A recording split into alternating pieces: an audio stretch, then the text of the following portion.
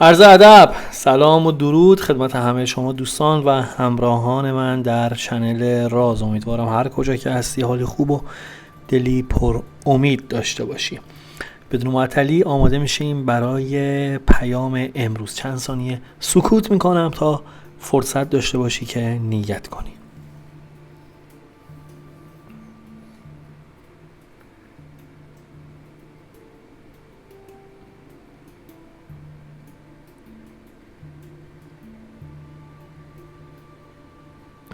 اگر آماده یا نیت کردی، ببینیم امروز حافظ با چه غزلی میخواد ما رو راهنمایی کنه.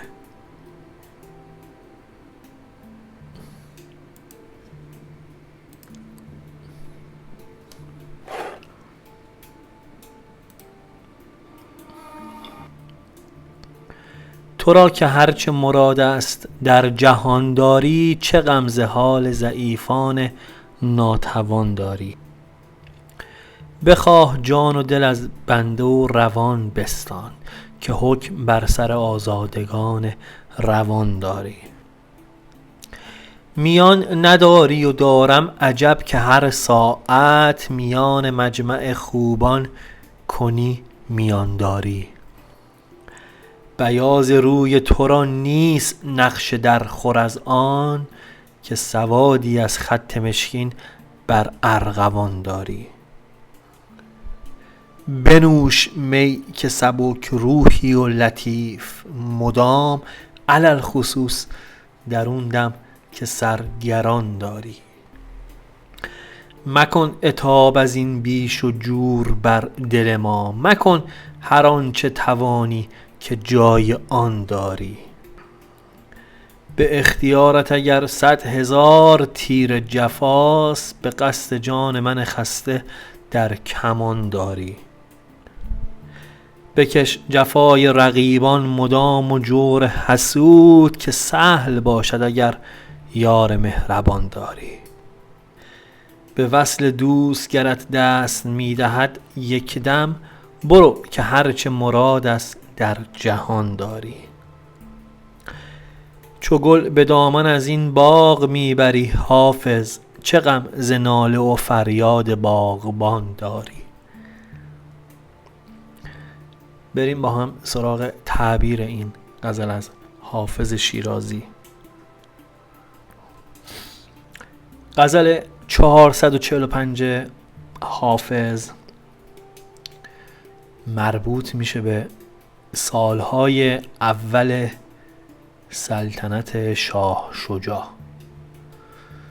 اون روزگاری که روابط بین شاه و حافظ هنوز به سمت سردی نرفته بودش.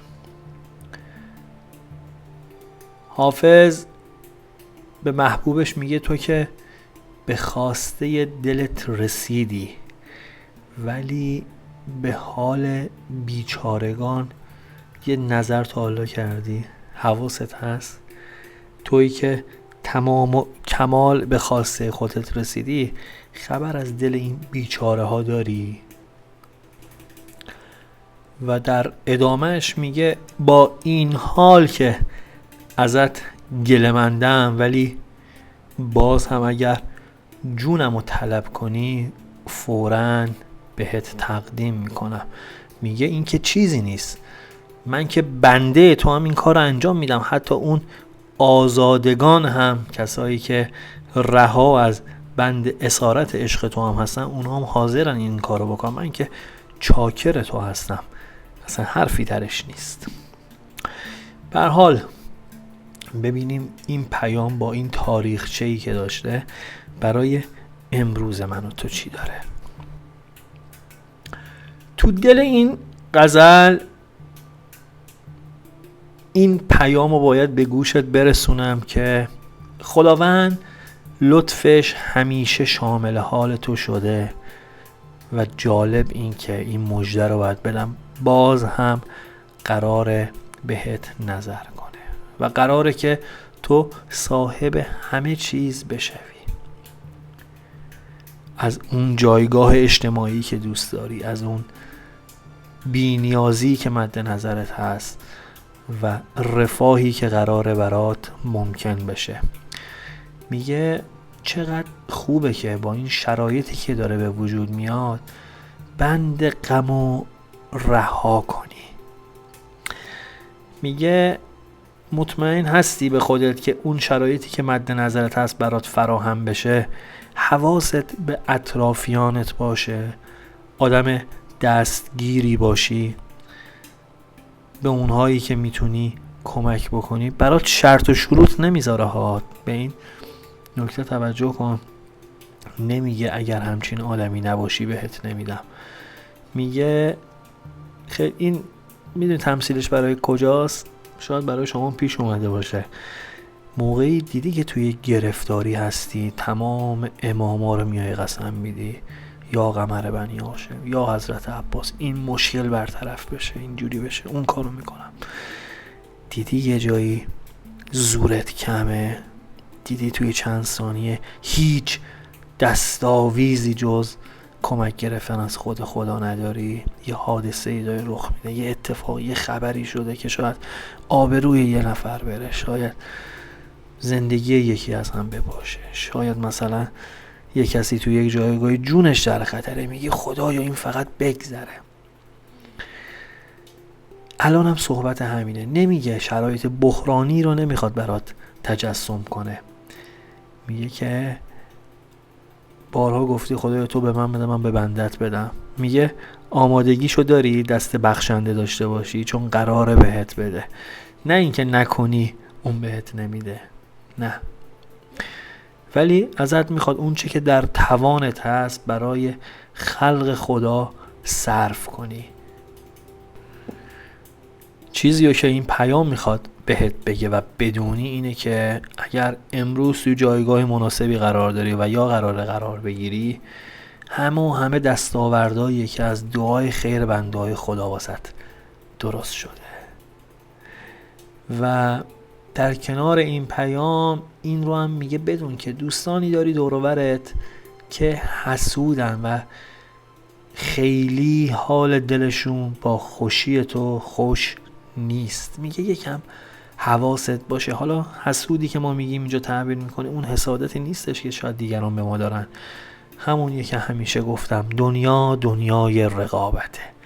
امروز من و تو هستیم که باید هوشیارانه تر عمل کنیم، صبورانه تر بسنجیم و مسئولانه تر رفتار کنیم.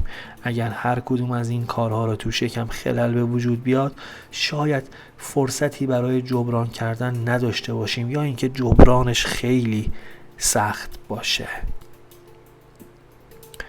پیام ازت یه چیز میخواد در آخر، اینکه قدر طبع لطیف و استعدادی رو که داری بدون و در جهت رشد و تعالیش اقدام و عمل کن.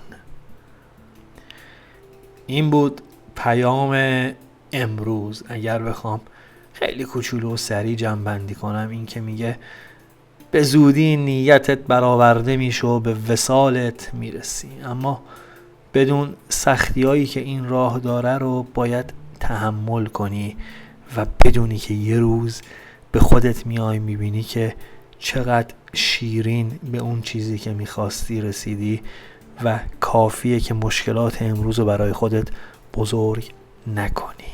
این بود پیام امروز. ممنونتم که تا اینجای پیام صبوری کردی و با من همراه بودی. پوینده باشی و پایدار.